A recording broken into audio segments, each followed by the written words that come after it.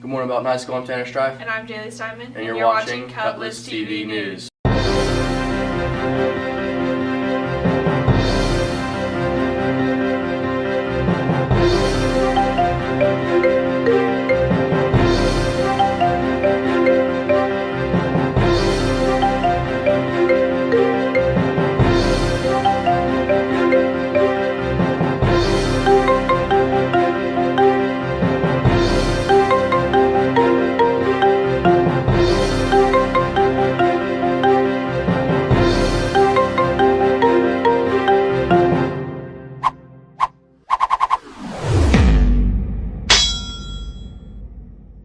This past weekend, your Belton Pirates plunged for Special Olympics. Here's more in the story by Noe Sosa, Sarah Bell, and Sam Edmondson.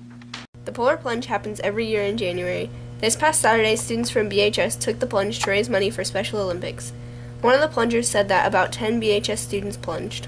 Junior Megan Murphy and sophomore Sadie Mesmer talked to us about the plunge and why they take it. This year was my 7th year.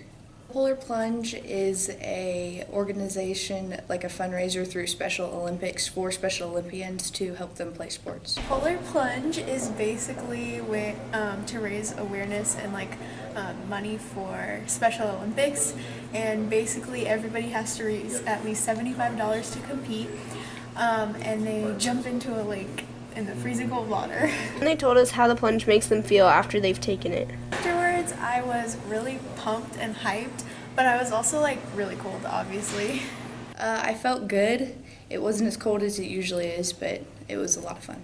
With Sam Edmondson and Noe Sosa, I'm Sarah Bell for Cutlass TV News. This semester, we're introducing new tech aids and charging stations. Here's more in the story by Corey Ald, Brendan Hubbard, and Evan Burton.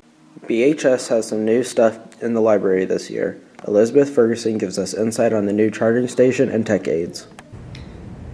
We were lucky enough to get a charging station for people to use for their phones or for their computers if they have a charger that's over on the other side of the library by the pencil dispenser where people can buy pencils. It allows people to set a 4-digit code that they can program in there to keep their charging, both their electronics and their charger, in a safe place. People are still more than welcome, if they don't have a charger, to bring their device to the library and plug in the library office. But if you have a phone charger, something like that, instead of leaving it on the floor, say, or at the side of a classroom where it can get stolen, they can set it up in there, and it'll be a lot safer.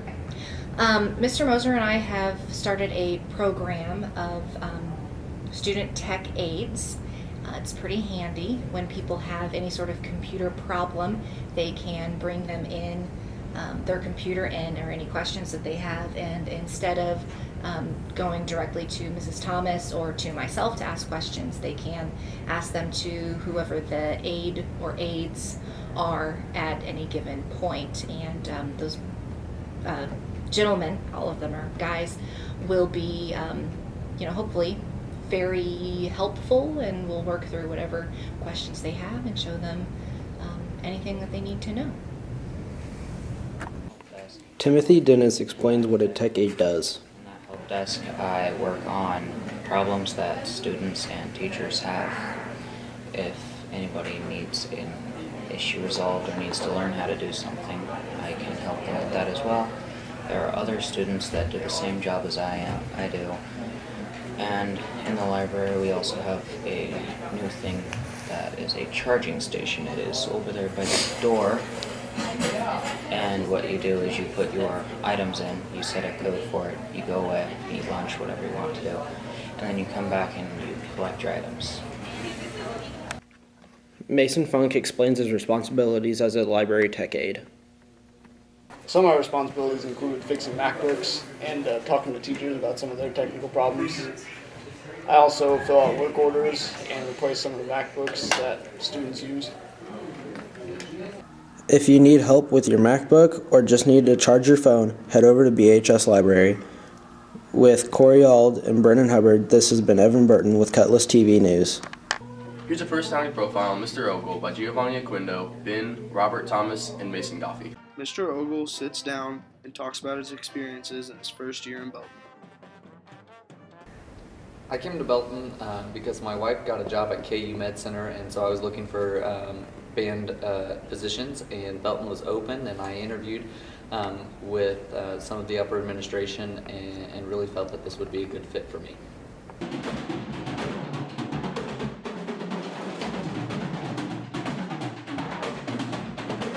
I feel Ogle has brought a very positive vibe to Belton and the band. He's making the band more fun and more interactive with sports. I feel like more people are appreciating the band because of him being more into it. He always wants us to play to our best ability and always have achieved goals that he sets and that we set for ourselves.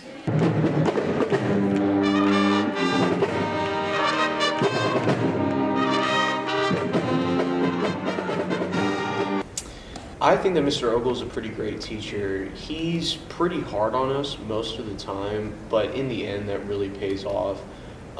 So overall, in my opinion, he's a pretty fantastic band teacher.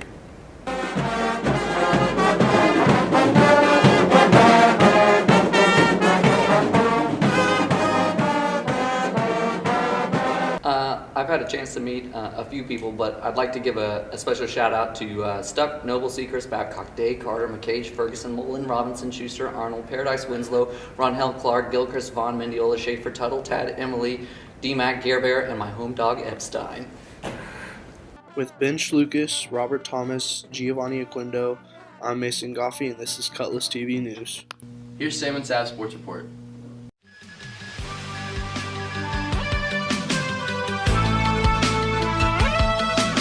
I'm Mason Goffey. I'm Robert Thomas. And this is Sam Sav Sports Report. Pirates took third place in the Nixa Invitational Tournament over the weekend. The team opened with a win over Harrisonville 62-39. Pirates then played the state-ranked number 7 Nixa. Belton lost to the Eagles in the second round matchup on Friday night.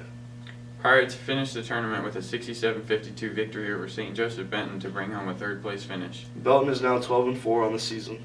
The Lady Pirates resumed conference play on Monday against the Ray South Cardinals. The final score of 49-28 in favor of the Pirates. One leader for the game was Cameron Estelle with 16 points and 8 rebounds. Pirates took 11 wrestlers to compete in a 37-team double elimination style tournament on Tuesday night. The team finished 10th overall and had 5 medalists. Tonight, girls basketball is away at Platte County, but boys basketball plays at home versus Grandview, with the JV game beginning at 5:30 and the varsity game to follow after. Also remember to go see Frankenstein 1930 at the Forum this weekend. Tune in next time for Sam and Seth Sports Report. Thanks for watching Belton High School. Remember to tune in next week. And as always, Carpe diem.